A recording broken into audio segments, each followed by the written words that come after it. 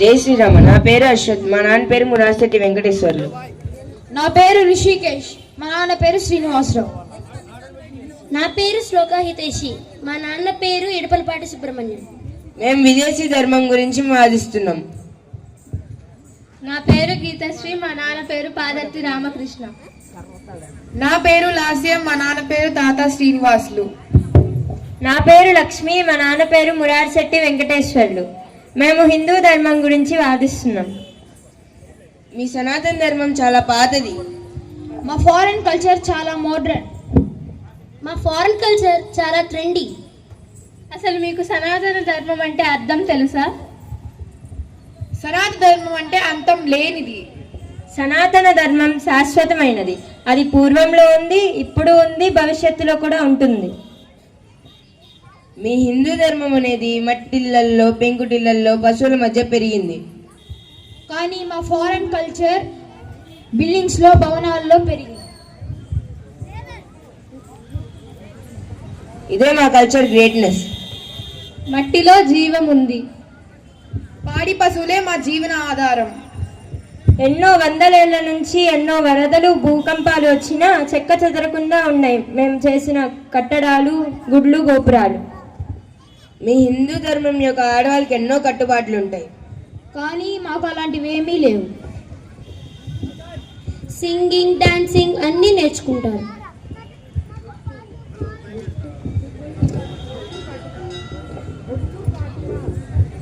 బొట్టు, కాటుక, గాజులు అలా ఎన్నో ఉన్నాయి మీకు కట్టుబాట్లు. కానీ మాకు అలాంటి ఏం లేవు.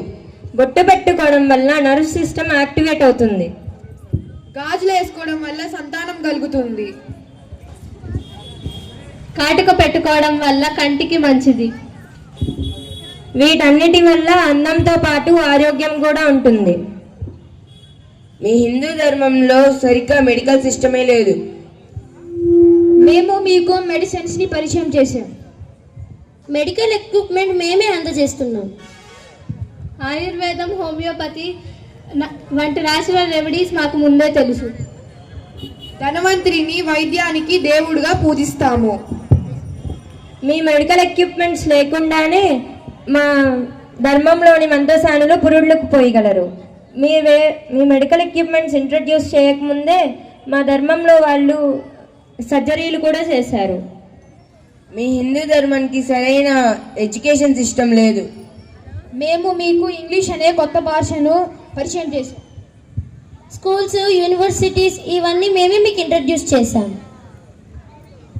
మీరు మాకు ఇంగ్లీష్ లాంగ్వేజ్ ఇంట్రడ్యూస్ చేయకముందే మాకు సంస్కృతం అనే గొప్ప లాంగ్వేజ్ ఉంది.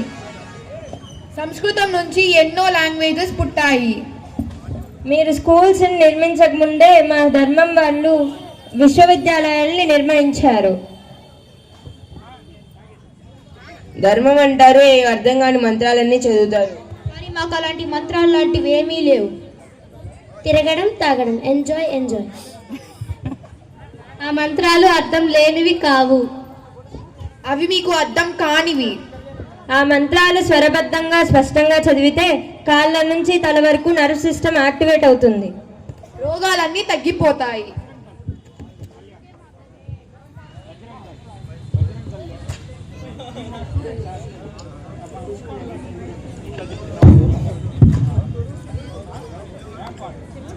అందుకే మా పెద్దలు చిన్నప్పటి నుంచి మాకు ఎన్నో పద్యాలు, శ్లోకాలు నేర్పించారు.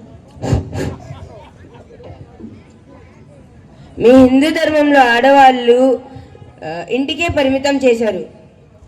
కానీ మా ఫారెన్ కల్చర్ ఆడవాళ్ళు నచ్చిన చోటకి వెళ్ళొచ్చు, ఎక్కడైనా ఉండొచ్చు. సింగింగ్, డాన్సింగ్ వంటి టాలెంట్స్ కూడా నేర్చుకుంటున్నారు.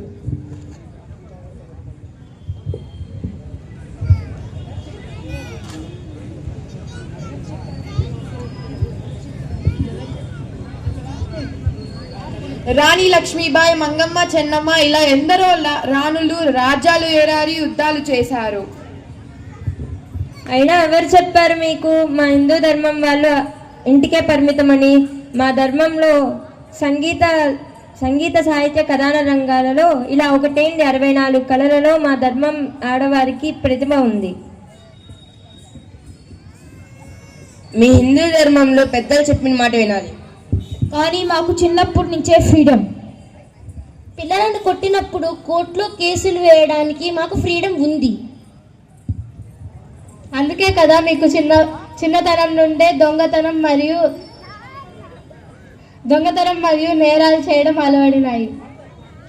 మీ కల్చర్లో డైవర్స్ కేసులు చాలా ఎక్కువగా ఉంటాయి. మీ కల్చర్లో పిల్లలకి ఎంతమంది తల్లులో ఎంతమంది తండ్రులో కూడా చెప్పలేరు. కానీ మా కల్చర్లో వివాహాలు చాలా గొప్పవి. మా ధర్మమే గొప్పది. కాదు, మాదే గొప్పది. మాది గొప్పది. మాది గొప్పది. మా ధర్మమే గొప్పది. జై శ్రీరామ. ఇప్పటిదాకా ఇక్కడ చూశారు కదా ఈ వివాదము. మరి చూస్తున్న కనీసం 10 మంది అయినా మీరు చెప్పండి, ఏ ధర్మం గొప్పదంటారు? మనదా విదేశీ ధర్మమా? హిందూ ధర్మమే. ఖచ్చితంగా ఒప్పుకున్నాగా మన హిందూ ధర్మమే గొప్పది. మరి మా అటువంటి హిందూ ధర్మాన్ని వదిలి పరదేశీ ధర్మానికి, విదేశీ ధర్మానికి వెళ్తున్న మన ఆడపిల్లల్ని, ముఖ్యంగా ఆడపిల్లల్ని, మగపిల్లల్ని, మన పిల్లల్ని, ముఖ్యంగా ఆడపిల్లల్ని లవ్ జిహాద్ పేరుతో జరుగుతున్న అన్యాయాల్ని అరికట్టాలంటే మనం ఏం చేయాలి? మన హిందూ ధర్మం యొక్క గొప్పతనాన్ని చిన్నతనం నుంచి చెప్పి మన పిల్లల్ని మనం మన సంస్కృతిలోకి తీసుకురావాలి. మన హిందూ ధర్మాన్ని నిలబెట్టాలి. దానికోసం మేము చేసిన ఒక చిన్న ప్రయత్నం ఇది. జై శ్రీరామ.